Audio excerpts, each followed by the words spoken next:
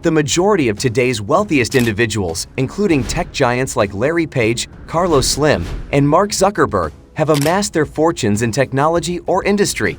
These few control a significant portion of global resources, with a recent study revealing that the combined wealth of the 9 richest men surpasses that of the poorest 4 billion people. This modern wealth, however, pales in comparison to historical figures. For centuries, the wealthiest were typically royalty, free from taxes and bureaucratic restraints, allowing them to accumulate immense wealth. Notable figures include Augustus Caesar and Cleopatra, but none were as wealthy as Mansa Musa, the 14th century ruler whose name means Musa the Sultan. Before we start discussing this in detail, please subscribe to our channel Luxury Trend and also press the bell icon as well. Mansa Musa, the richest person in history, ruled Mali but wasn't born into royalty. He became the de facto king after being appointed deputy to King Abubakar Keita II, who never returned from a religious pilgrimage. Despite limited historical records, Musa's extraordinary wealth remains a testament to his time. Mansa Musa's rise to power in 1312 coincided with a tumultuous period in Europe, characterized by the Black Plague, famine, and socio-political upheaval. In contrast, North Africa, particularly Mali, was thriving as a center for trade and industry. Musa, seizing this opportunity for economic growth, capitalized on Mali's abundant natural resources, notably salt and gold. His successful trade ventures across Africa and Asia transformed Timbuktu into a bustling commercial hub. Prior to Musa's reign, Timbuktu was a nascent settlement, but under his leadership it flourished, frequented by camel caravans, each carrying over 200 pounds of valuable commodities. His legacy endures, with Timbuktu remaining a significant center for the salt trade more than 7 centuries later. Mansa Musa's reign was marked not only by economic prosperity, but also by significant architectural and diplomatic achievements. He commissioned the Great Mosque of Jenne in Timbuktu, a masterpiece of the Sudanese Sahelian architectural style, made entirely from adobe. As a devout Muslim, Musa sought to honor his faith through this grand project, bringing architects from southern Spain and across the Muslim world. This mosque, now a UNESCO World Heritage Site, stands as a cultural beacon in Timbuktu. Musa's 25-year rule also saw Mali's dramatic expansion, encompassing present-day Mauritania, Senegal, Gambia, Guinea, Burkina Faso, Mali, Niger, Nigeria, and Chad. This expansion, often achieved through diplomacy and the high quality of life in Mali, more than tripled the empire's size. However, Musa was also prepared to assert his power militarily, using his wealth to build a formidable army. This military strength enabled him to conquer 24 major cities, never facing defeat in battle. His rule, therefore, not only multiplied Mali's territory, but also its wealth and influence. Mansa Musa's immense wealth became globally renowned during his 1324 Hajj, a pilgrimage to Mecca mandated for all able-bodied Muslims. Despite the risks of a 4,000-mile journey in the 1300s, Musa embarked on this spiritual voyage with an unparalleled caravan. His entourage, recorded to have journeyed from 1324 to 1325, consisted of 60,000 men, including 12,000 slaves, each laden with 4 pounds of gold bars. They were all dressed in fine brocade and Persian silk, with heralds carrying gold staff. This extraordinary procession was well equipped, with Musa ensuring the provision of all necessities for both men and animals, the latter including 80 camels carrying 50 to 300 pounds of gold dust each. Generously, Musa distributed gold to the poor en route and used it to trade for souvenirs in cities like Cairo and Medina.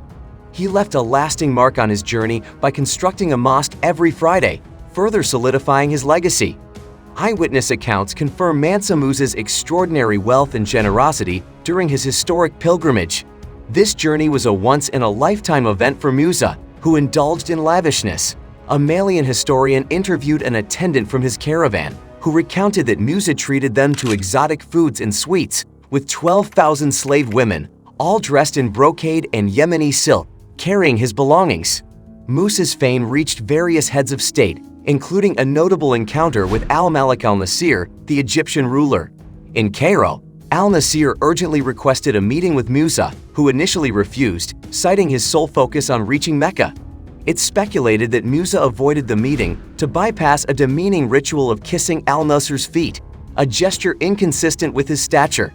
Despite al-Nasir's persistent attempts, Musa maintained his refusal, focusing on his spiritual journey rather than political engagements.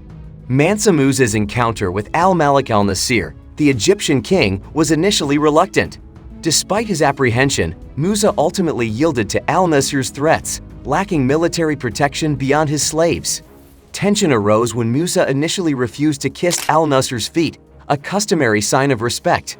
However, the atmosphere softened after Musa acquiesced, leading to hours of shared experiences and business insights, resulting in a strong alliance and trade partnership. Al-Nasir offered hospitality to Musa and his entourage, and in return, Musa left a significant portion of his wealth in Egypt. While his pilgrimage was primarily for religious purposes, it also opened new business opportunities. Musa's generous distribution of gold meant his gifts for the poor, and his gratitude to hosts had an unforeseen economic impact. The abundance of gold he dispersed in Cairo, Medina, and Mecca caused a devaluation of the metal, leading to inflation for the next decade. Remarkably, on his return journey, Musa borrowed vast amounts of gold from Cairo moneylenders at high interest rates, becoming the only person in history to have single-handedly influenced the Mediterranean gold market.